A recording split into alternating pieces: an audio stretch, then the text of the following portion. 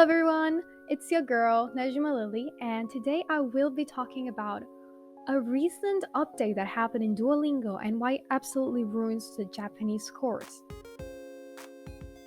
I will be dividing this video in sections, so first I'll explain what Japanese is like specifically the different alphabets, because the context is necessary to understand why everyone hates the new update. Then I'll be talking about what the new update entails, and then I will be talking about what people reacted to. So yes, here we go. Let's explain why everyone really hates the new Duolingo update. So let's begin. The Japanese language is a language divided in 3 different alphabets. The first alphabet is kanji. I'm not saying them in any particular order, by the way. Now, kanji is an alphabet that's not phonetic. That means that you don't always know how a word is pronounced just by looking at the character it represents. So, for example, this kanji, hama, is the kanji for mountain, and you will be able to tell that it looks kind of like a mountain. If we have another example, ki is the kanji for tree. Sorry. And it does look kind of like a tree. And an even better one, mori, is for forest. And the forest has 3 different trees, 3 different ki kanjis. Now, the kanjis are little pictograms. They're like images of a word, and they're usually used for nouns and verbs. Just that kind of word. The next alphabet we got is hiragana. Now, I do want to say I practice Japanese mostly to get better at reading, so my pronunciation might be off. I'm so sorry if it is. But yeah, hiragana is a phonetic alphabet. That means that it's spelled the way it's pronounced. Kind of like the Roman alphabet if you speak Spanish, not English, because those letters are not always pronounced the same way. There are a couple exceptions, but they're really easy to learn. You'll learn them like day 1. So here is a few examples. Here is a, I, u, e, o in hiragana. Here is sa, shi, su, se, so, and ka, ki, ku, ke, ko. So as you can see, there's a different letter for a different syllable.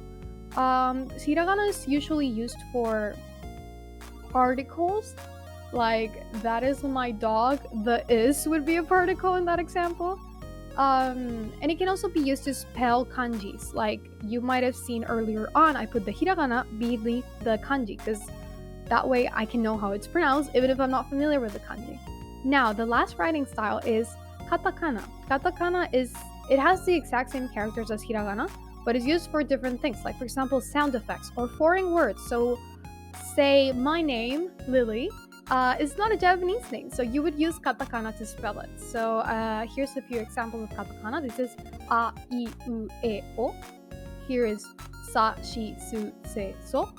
And here is ka, ki, ku, ke, ko. Now, you know that we have these 3 alphabets, but you might be wondering, why do we need 3? Like, isn't 1 enough? What? Here's the thing. It's not that clear if you only use 1. Like, in English, we have spaces between words. In Japanese, it's the 3 alphabets that make things easier to understand. So let's have this example sentence. Now, if you're not familiar with the Japanese different alphabets, you might see this and it all looks like gibberish. You don't understand what it is. But to practice and by practice, I really do mean basic practice. After a few weeks, it's really easy to tell. But yeah, to the practice this sentence looks like this. So the characters that are in pink are kanji, the ones that are in black are hiragana, and the ones that are in blue are katakana. This says, watashi no namae wa Lily desu, which means my name is Lily. Watashi and namae are the ones in pink, and they mean me and also name. So like the nouns. No, the no in between the watashi and the namae basically just means that the name belongs to the me. So it's my name. And the wa means is, and Riri, which is in blue, is my name written in katakana, because of course it's not a Japanese name. And the des just means like it is. It's polite to add des at the end. But yeah, you might see this, and after a while, it literally looked like the kanji just pops out. You can immediately tell what it is, and it's very easy to figure out who we're talking about, what are we talking about, what the name is. It's just so easy to look at it at a first glance. And without the kanji, it looks something like this, which is what? It's just so confusing. It, you would have, this is basically the same as English without spaces. Like, that's just the best way to explain it. It's English without spaces. Still, you might be thinking, I don't want to learn kanji. There's so much to learn. Like, why would I do that? But I think another example might be able to clear it up a little. So here, let's have some numbers. Here we have ichi, ni, san, chi, go. 1, 2, 3, 4. And they have different kanjis for each. You might be able to tell the first 3 kanjis are super easy to remember. The 1 for 1 is just a line, for 2 is 2, and for 3 is 3. Just amazing work, outstanding, I adore it. And it's so easy, even if you don't have the numbers themselves, to tell what number we're talking about. Now, if we made it hiragana, it looks something like this. Ichi, ni, san, chi, go. The commas might help a little, but it's still so confusing. It all blends together. And say, we take out the commas, it looks something like this. And it's absolutely a mess, and I hate it. And I have to think to figure out where a number stops and when then the next one starts. And I don't like thinking. I don't. I'm already thinking about translating a word. I don't have to think of when a word ends. So where does Duolingo come into? Like, why do we hate Duolingo? Well, the thing is, Duolingo made some changes to the way the little thing was set up, and the changes affected every language course, but especially the Japanese course was affected negatively. So I'll be talking about the different changes Duolingo made. The first one is they removed the beginner lessons on hiragana and katakana, which makes it less accessible for new users. At the start, you can still learn hiragana and katakana, don't get me wrong. They have a section specifically for the alphabets, but if you're new to Duolingo and you don't know that, maybe you start with the first lesson and it's just gonna be harder to learn the hiraganas and katakanas. They also changed the order that they taught stuff, and because they changed the order, they deleted a bunch of your progress. Now, if you're further along in the Japanese course, you're affected less. But for example, when I had the change happen to me, I was about to finish Unit 1, I was near the end, and I got sent back to the very start of Unit 1. Again, I'm pretty sure the most advanced you are, the less this affects you. And this change in itself, like, people will hate it, because Duolingo is gamified language learning, and if you're playing a game and you lose all your progress, you're gonna hate it. But still, people would get over it. It's fine. We'll get over it. But it's the very next thing that absolutely made people angry. They started using less and less kanjis in their lessons. Lessons that would have kanji for, say, water, that's misu. They're not using them anymore. They're just using the hiragana spelling, which number 1 makes it harder to decipher what it says because you have to think more. And number 2 is just you learn less. I'm in Duolingo because I want to learn Japanese. And again, I wasn't using Duolingo as my only source of learning because that's stupid. But still, I really like the way they taught kanji, and I really hate that they're gone. Another change that really pissed people off is that they changed their word bank. So sometimes they give you an example in English and you have to translate it to Japanese, and they give you different words and you have to pick them in the correct order. Well, they took the particles and stuck them together with the word that goes after, so you don't really have to think about it. For example, we have this one. I live in Kyoto, and it's like Kyoto ni sundeimasu. Kyoto ni sundeimasu. The ni would be the particle. Usually it would be separated from the sundeimasu. But it's all stuck together, so you don't really have to think if it goes ni, if before it's like wa, ga, no. Like, some of them are obviously not what goes there, but before you had to think a little bit, and now you don't have to think. And I'm here to learn. I don't want it to be easier. I want to learn. So yeah, those are the changes. This is why everyone hates it. And now I'm gonna read some Reddit comments about the changes themselves and people being mad. So this one is posted by Third Rock. I've currently have been learning Japanese for a trip I have later this year. I don't plan on being fluent, but I just want some key phrases. It was going well, and I had done maybe 5 units, and I was learning some greetings, which I thought was great. I have logged in today to see the whole tree has changed, And now it's on Unit 2, teaching me things I won't need. Is there any way to revert things, or am I stuck in the new 3? This is the start of the thread, which I will be linking in the description. And here's some replies people have given. I was on Unit 13. Suddenly, I'm on Unit 9. I've lost all my legendaries and apparently know how to say stuff I've never covered. Some people responding also. Vaka Stulti said, same. I don't even want to keep going anymore. If they don't fix it, I must just quit because I was learning Japanese for fun and this is no longer fun. People are complaining again about being in 20 and now they're in 18. Everyone lost their legendaries, which if you're not paying for Duolingo, you have to pay in-game money to get. So they just lost a bunch of in-game money. Nyan of Your Business says, the Japanese course has now become completely useless in my opinion.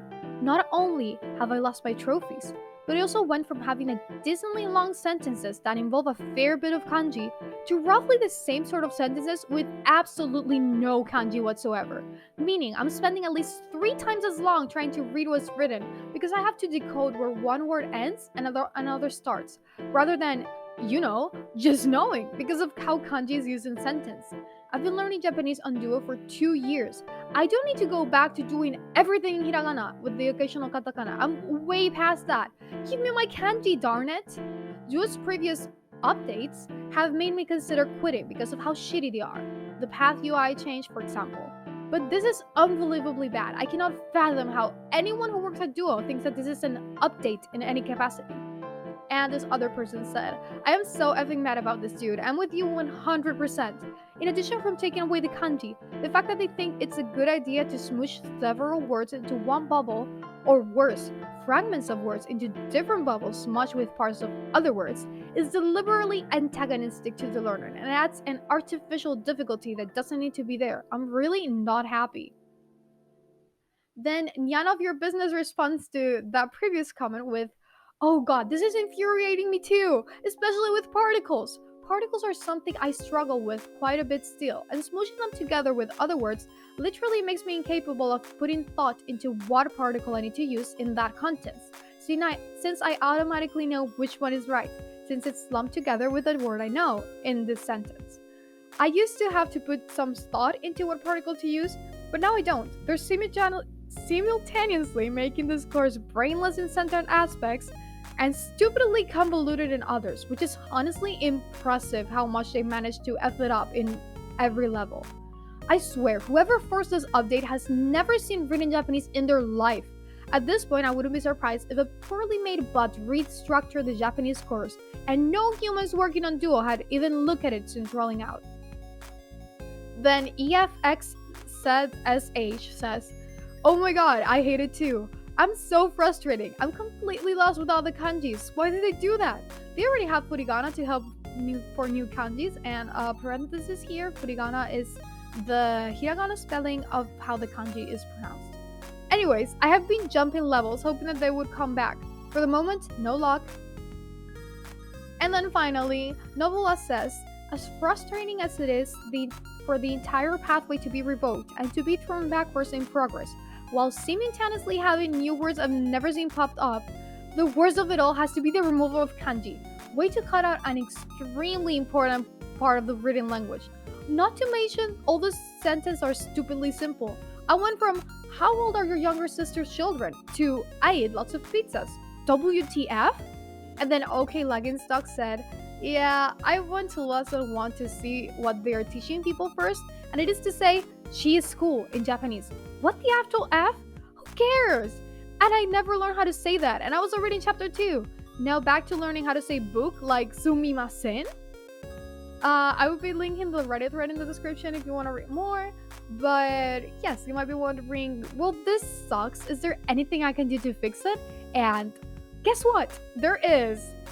There are 2 options that could help fix this. The first one would be to write to dearduolingo@duolingo.com. That's an email address. We could write our complaints so that maybe they'll change it. Or we can do a change.org petition. I made one. I started one. It needs 5 people to vote on it for it to be online, but I don't really understand how it works. But yeah, it's there. It's in the description. And if you guys want to sign the petition, I would really appreciate it because I really hate the lack of kanji.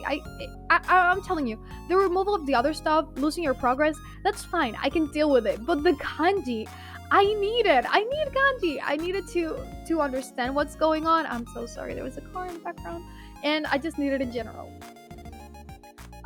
Yes, okay, that was the video. Thank you so much for watching. I hope you found something in this video that you didn't know before, or that you will be able to help me fix this problem because it's driving me insane. But yes, welcome to my channel. This is my very first video. I actually wanted to do another one about 10 tips to survive your first convention, but yeah, this Duolingo update pissed me off, so I moved this video forward. But yeah, let's hope that it gets fixed. And thank you so much for watching. I hope you have a great day.